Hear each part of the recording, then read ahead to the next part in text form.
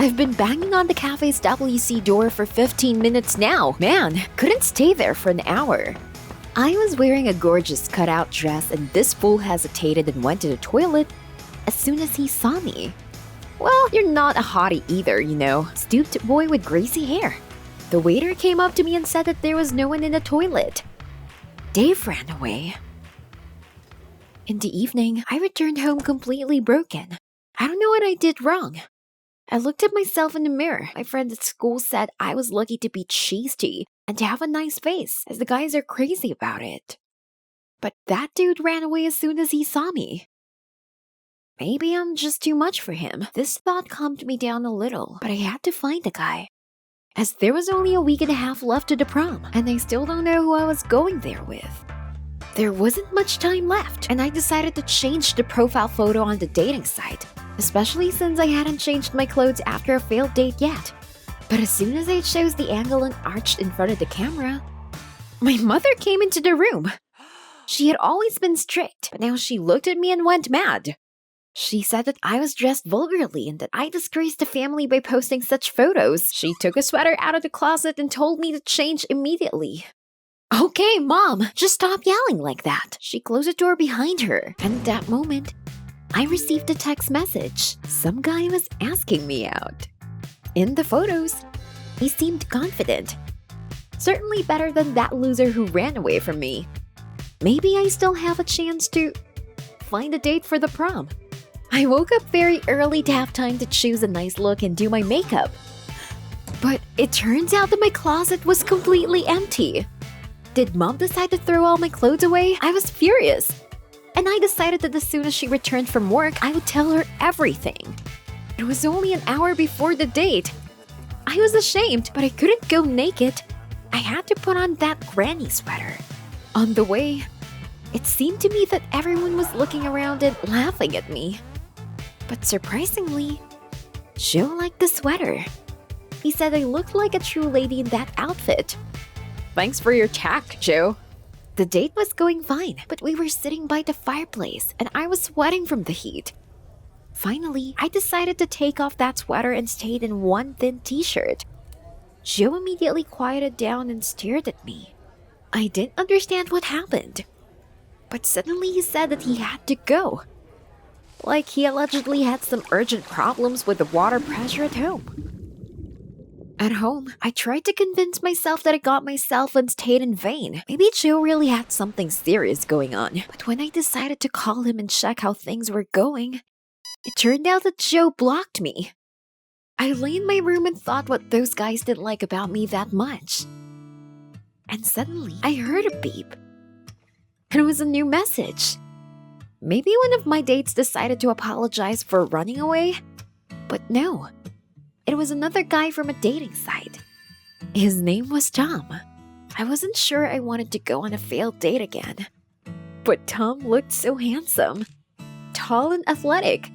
And as it turned out, he was fond of natural sciences.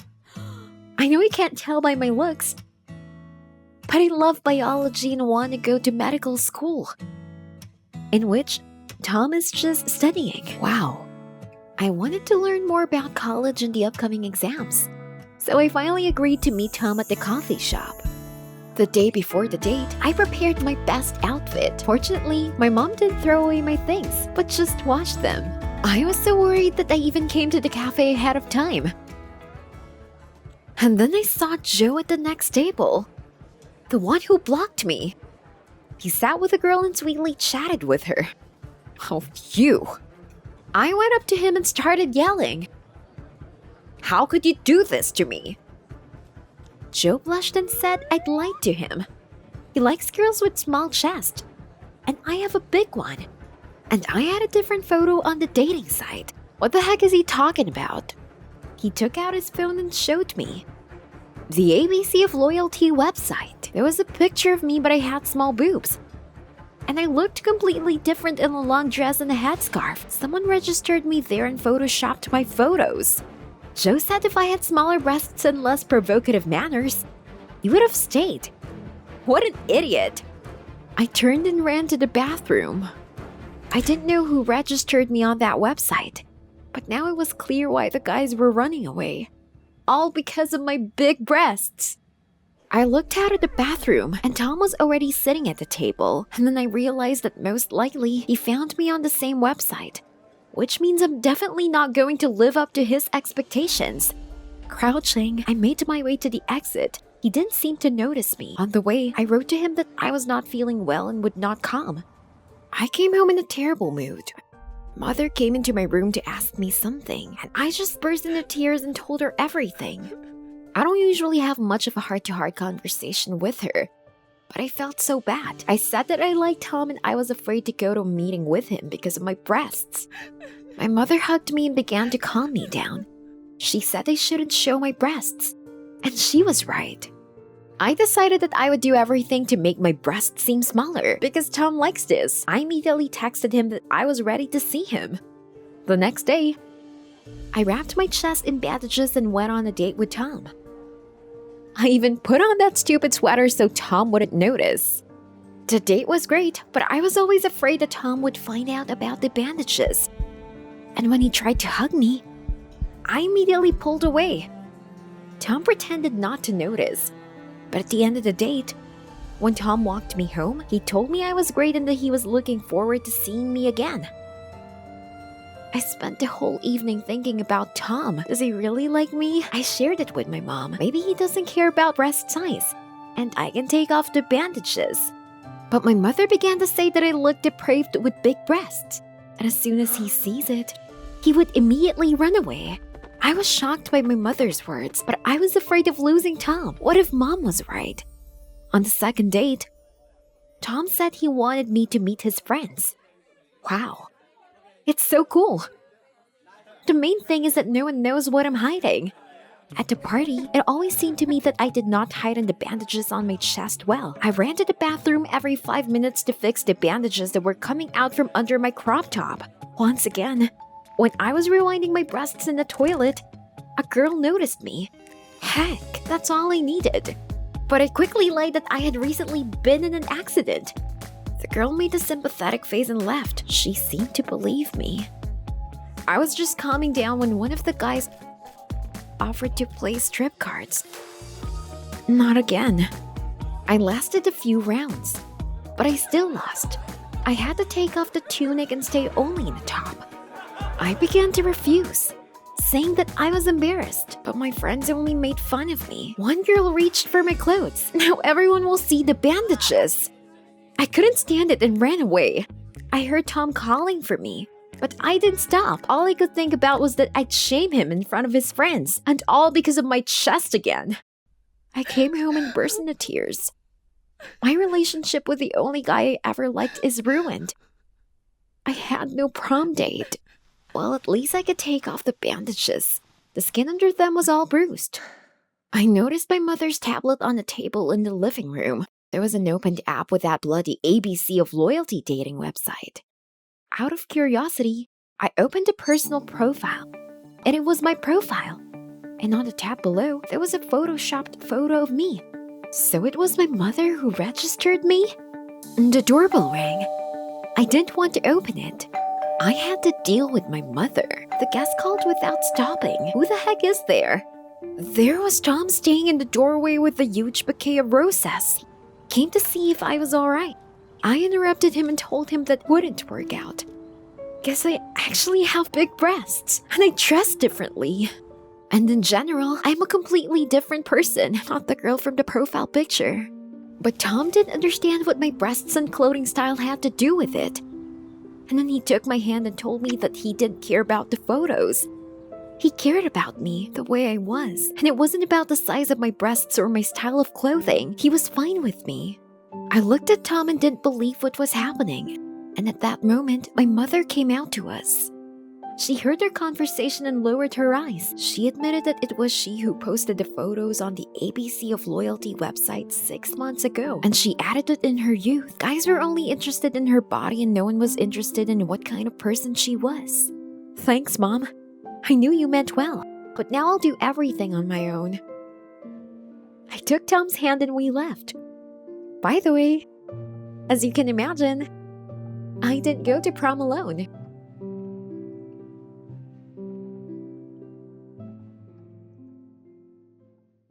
Sick? Seriously? I'm sorry, but you have a month or two to live. The doctor continued. Then I started to feel dizzy. The doctor said that I have a severe disease and most often it's transmitted sexually. What if... I stormed out of the room in rage. So I got this piece of trash from my ex-girlfriend? What a stinker! I've been loyal to Susie, and she seems to have been unfaithful to me. With shaking hands, I dialed her number on my cell phone. You broke my life, I shouted. How could you not tell me? Susie said that my suspicions were correct and she had no regrets. You were selfish, so you deserved it, she added, and then hung up. I almost threw the freaking phone at the wall. Screw it, I'm going to get drunk and go to Pete's to celebrate the beginning of my end. Pete is my best friend, but we are different. We both wanted to be actors, but only he managed to survive the finals and I was expelled. Now he's in the theater, and I don't really have a hobby. Pete was glad I came. He likes when we watch stand-up nights together. But this time I had too much and started talking about the illness and Susie. All women are the same, I said. And anyway, if Susie did this to me, why can't I do this to others? Then Peter said I was talking drunken nonsense and that I can't do that. Well, he doesn't understand anything. Besides, he's healthy and successful. We ended up having a fight and Pete blurted out that I'm not his friend anymore. Well, screw you! I went home and immediately passed out. In the morning, the thought of revenge didn't disappear. Well, there's nothing I could do about Susie, but how many other stinkers, right? I will take my revenge on them all. I cleaned myself up and went looking for a victim. You see, I chose a bar for this purpose as it was always full of dissolute girls. That's where I met Susie, by the way. All the girls in the bar, as luck would have it, broke up in pairs. But then I noticed a lone girl behind the counter. She looked just like Susie. After finishing her drink, the girl went to the dance floor and I followed her. I'm Emmett! And you! I shouted, trying to drown out the music. Goodbye, she said, and went to the door. Well, how easy it is to turn someone down when you have your life ahead of you, right? But I won't give up so easily. I snuck outside after her and started following her. We had already walked a block when I hit a tin can. The girl flinched and quickly turned to me. Who's there? Oh, it's you. Are you following me? She frowned. I had to lie that I just wanted to make sure she was safe. Of course. She's happy to see me. She's just hiking up her price, I thought. I offered to go for a walk and to my surprise, she agreed. Yep, I definitely wasn't wrong about her. Along our way, I showed Debbie, that was her name, local stand-up artist performances. Debbie was laughing. She obviously liked me. It's getting cold. Maybe we can continue the date? At my place perhaps? I suggested. Well, this is where I screwed up. Debbie called me a pervert and then left. What is she, some kind of special? I don't have the time for these games. I might die tomorrow. I caught up with her and joked about it, saying that Debbie could choose her own place for the next date. And suddenly, she called me to the library. Wow! The next day we met there and Debbie gave me a whole literature class. She clearly wanted me to think she was a big brain, but you can't fool me like that. While she was reading, I started hugging her, but Debbie pulled away. You have to be patient, she said. Heck, okay, baby, I will. But I still will bring the matter to an end. When you're Walking Dead, there's nothing else to lose. The next night, I took Debbie to a nightclub. This is a place where I should have been able to do it. But this time around, she refused both cocktails and dancing. She said that the music was very loud. I didn't like the place either, although Susie loved it. In the end, it didn't work out again. Debbie wanted to go home, so I went to see her off. But what if I still have a chance? We went through the park, and by the pond, Debbie suddenly yelled, "Look! There was a dragonfly sitting on a water lily, and so what? Well, except that even this stupid insect will live longer than I do." But Debbie was happy. She said that dragonflies are her hobby. She kept telling me how much she admired them. They are so hard to catch, almost like true love. She sadly smiled. Debbie admitted that she doesn't usually hang out in bars, and when we met, she went to get drunk because of her ex-boyfriend who cheated on her after 5 years of their relationship. And then I felt uneasy. Deb doesn't seem to be as frivolous as I thought she was. We were saying goodbye at her house when suddenly Debbie looked up and moved closer. She was going to kiss me. I jumped back like I was called it. Debbie didn't understand anything and I just run away. The next day I called her and tried to justify myself. You know, it was wet in the park. I think I caught a cold. I didn't want to infect you. All she said was that I was very caring. I stayed at home until evening, feeling like a complete scoundrel. Then, suddenly, Debbie showed up. She brought me oranges and throat lozenges, but her attention only made me feel worse. I said I was sleepy and asked her to leave. But Deb kept texting me. I had to answer, even though I was burning with shame. She didn't even know how I lied to her all the time. I felt bad. Debbie suddenly stopped responding. I couldn't get in touch with her for a few days and then all of a sudden she picked up the phone. Deb said she had a cold too and then asked me to bring her medicine. I suddenly got mad. I was about to die. Why should I babysit her?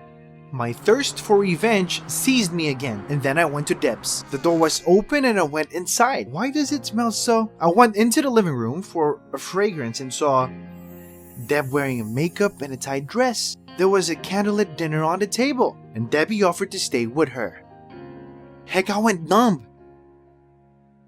Deb, I can't. Don't ask me why, I said. Debbie was taken aback and sat down.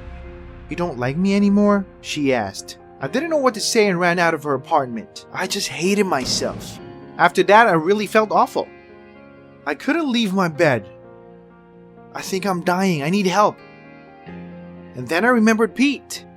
He's my best friend. How could I lose him? He was right. I shouldn't have started this. From day to day, I was getting worse. Even breathing was hard. I decided to make up with Pete one last time. I called him, and he came right away. Surprisingly, Pete forgave me. I must have looked pathetic.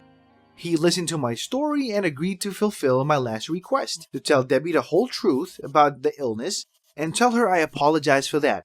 I really couldn't do it myself. And don't dare to tell her where I am, not even on pain of death. Peter agreed, and I was relieved that Debbie would be safe. The next day I got really sick and went to the hospital. I was undergoing an examination when suddenly, Pete actually told her where I was. How did you talk to him into it? I asked Deb. I said I love you, you fool. She replied and hugged me. I didn't want her to see me like this. With a heartache, I asked her to leave me. I saw how hard it was for Debbie too, but she pulled herself together and then left. Finally, the examination was over, and the doctor came to my room with the results. I was preparing for the worst, but the doctor said that the last test was wrong. The lab mixed up the tests and I don't have an infection. But I was almost dying. The doctor said that I might have been nervous. It was due to the effect of autosuggestion. God, I'm healthy. I felt like I was given another chance. I had to go to Debbie's and tell her everything. I ran out of the room, elated, and there suddenly ran into Susie. She had a round belly. What does it all mean? This time Susie explained everything to me. At the time we were dating, she found a great guy and left me for him, and now she's gonna have a baby. What about your diagnosis? I asked. She didn't know what I was talking about. She said that when I called, she thought I was accusing her of cheating. What a fool I was. Screw it. I ran to Debbie's and told her I was well. We can be together, but will she ever forgive me? I hopefully waited for her answer. Finally, she softly said, we can make a new dinner together. I'd love to, I said, almost crying. Debbie smiled and I kissed her. Yesterday I was a walking dead who wanted to drag everyone down with him, and today I have a new life. And all of these, thanks to love.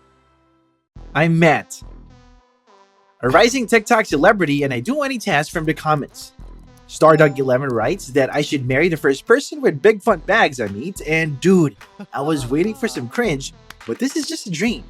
I accept the challenge. Thanks to such challenges, I was in the TikTok tops for the second month.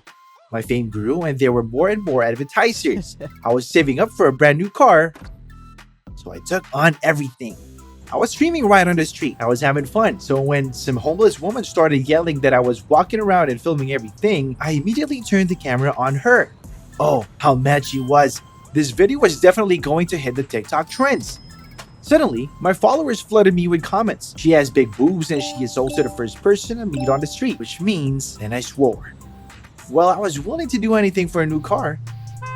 Without turning off the stream, I got down on one knee, took a few bills out of my pocket, and handed them to her like a bouquet of flowers. She grabbed the money, but when she saw that I was pointing the camera at her, she immediately ran, so I rushed after her.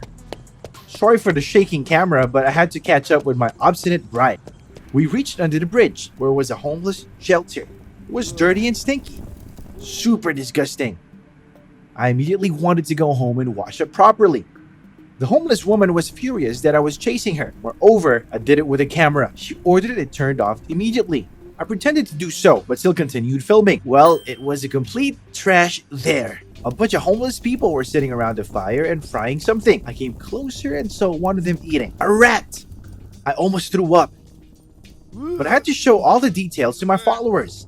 Bending down, I began to shoot the homeless lunch. And then the homeless woman noticed that I was still shooting. She clearly didn't like it. She nodded to her friends, and they began to surround me. I was really scared, but I didn't stop the streaming. But in vain, a second later, they were all over me, pulling off my clothes. I barely escaped, but at the last moment, the homeless woman grabbed my phone. Heck! In horror, I rushed home in my underwear and socks and immediately got to the laptop to block my account. My followers were already asking what the next stream is going to be. What's for the next broadcast? I understood that I had to marry a homeless woman, but how to organize one? No, I definitely couldn't do that. So I thought until a couple of days later, it turned out that the video from the flop house went viral, which means that if I continue, I can buy not only a car, but the entire house. Inspired, I began to run through various ideas in my head about how to get a homeless woman to participate in my TikTok challenge. I had to somehow lure her home to conduct a large stream, and then I began to think, okay, she's a woman after all, and all women love romantic things.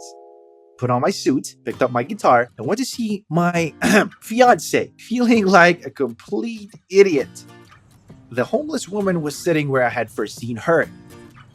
I moved closer, overcoming the disgust, and began to play the guitar. I wanted to rhyme something just for her, but I realized I didn't know the name. She mockingly replied, Nicole. Suddenly, someone called out to me. I turned to see one of my followers standing across the street. He brazenly asked how I could stand my girlfriend's stench. I joked and lied that I had lived near a garbage dump since childhood and was used to the stench. But heck, Nicole was close. She should hear everything. The homeless woman silently turned around and left, blurting out that I was just cum, which she had never ever seen even among the homeless. I knew it was a complete failure. My fame will rapidly decline after that. I was about to leave when I suddenly noticed my phone in the place where the homeless woman was. Apparently, it fell out of her leaky pocket.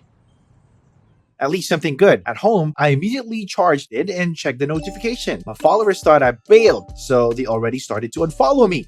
If I don't stream today, I can forget both about the car and my fame. Heck, I have to get that bum's trust back so I can film her again. But I had no idea how to do it. I decided to ask my mother for advice. My mother was happy that I found a girlfriend. If only she knew who I was talking about. She said that she was planning to make a special lasagna, which once won my father over, and offered to arrange a romantic dinner for my girlfriend as well. Then she'll definitely forgive me. Good idea! But how do I invite Nicole to my place? There's no way she'll even talk to me. While my mother was making lasagna, I decided to go under the bridge and gallantly ask her for forgiveness. I bought 10 boxes of pizza and gave it to the homeless under the bridge. They looked at me suspiciously, and one even asked if I was poisoned. I defiantly tried a piece. It was terrible to share pizza with homeless people, but the homeless buzzed with approval and attacked the food. Only the homeless woman defiantly stood aside. I went up to her and told her we're going to have a special dinner at my house. She was very surprised and asked me if I was joking. She had never been invited home before. I convinced her that I meant it and wrote my address on a piece of paper saying that I would expect her at 7 p.m. She was impressed, but said she had to think about it. On the way home, I scoured the internet for tips on how to win a girl over. Many advised to add an aphrodisiac to her food, a substance that causes a strong attraction. I decided to give it a try. The nearest drugstore didn't have it, but the next one sold me a strange bottle. When I got home, I noticed that my mother had already left for a meeting. and the cooked lasagna was on the table. I added a few drops to it. Will it affect the taste? I tried to piece myself and it seemed to be fine. But time passed and Nicole still didn't show up. It's been an hour. She must have been offended. I was desperate. And then the doorbell rang. Nicole was standing in the doorway, and I was so happy to see her. But she immediately said that she would not have set foot here if it were not for the pouring rain outside. And then I wondered what it was like to not even be able to eat properly or sleep without waving off the rats. For a second, I was ashamed that I was just going to use her for the views. I checked my phone from time to time. At first, my followers were delighted with my homeless woman at my house stream.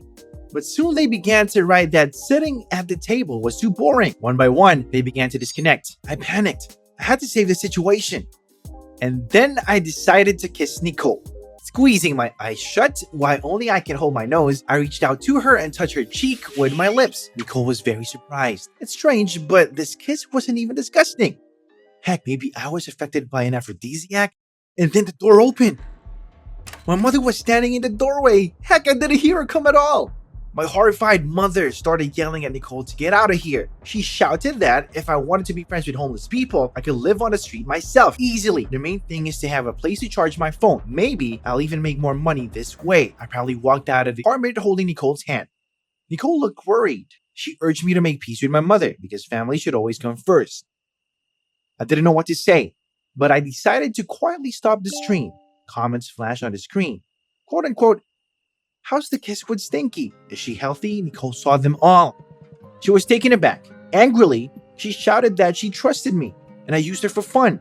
But I could be calm for her because she is very ill and she will die soon. What? I didn't even have time to ask what she meant. Nicole started running. I felt wildly ashamed. I felt like a terrible person. It turns out that I cared about the car more than about another person's feelings. I decided to find Nicole and apologize. But she wasn't under the bridge. The homeless people looked at me with disdain. It was the first time Nicole had a return. What if something happened to her? It was all my fault. And then I had an idea. I recorded a video asking my followers to help me find Nicole. I didn't care about the challenge or the car. I blamed myself for using the human for my own amusement. And here is the first message. What? From a plastic surgery clinic? They wrote that they were willing to pay well if I did very vulgar and stupid advertising for breast augmentation surgeries. Everyone will unfollow me after this. What? I finally got a geolocation. Nicole was seen at the lake. I ran as fast as I could. Nicole was lying on a bench curled up in pain. She felt worse. I didn't call an ambulance. There was a hospital very close by, so I picked her up and carried her there. The doctors said that Nicole has a tumor in her chest and it looks like it's been there for a long time, so she needs urgent surgery to remove it, but she doesn't have insurance. I thought about the ad, but that would be the end of my career. I've worked so hard on my image. Besides, Nicole might not understand me. Is there any other way? But then the doctor said that Nicole might not live to see the morning. And I made up my mind. It's all because of me, Nicole. I recorded a terrible video for that ad, after which thousands of people unfollowed me. Goodbye, a brand new car, and my career as a blogger. I paid for everything. The doctor started the surgery. I was waiting in the hall and just couldn't find a place. Then Nicole stayed in the hospital for another 2 weeks. I visited her every day and rethought a lot of things. This story changed my life, and so when Nicole got better, I made her an offer to become my partner in good deeds. So follow our new channel about helping the homeless. Of course, it brings much less money, but we aren't discouraged. And now Nicole can even afford to rent a room. Oh, Kitty Love 13 writes, whether we dare to open a hot food delivery point under the bridge in a week. Well, Kitty Love, I accept your challenge.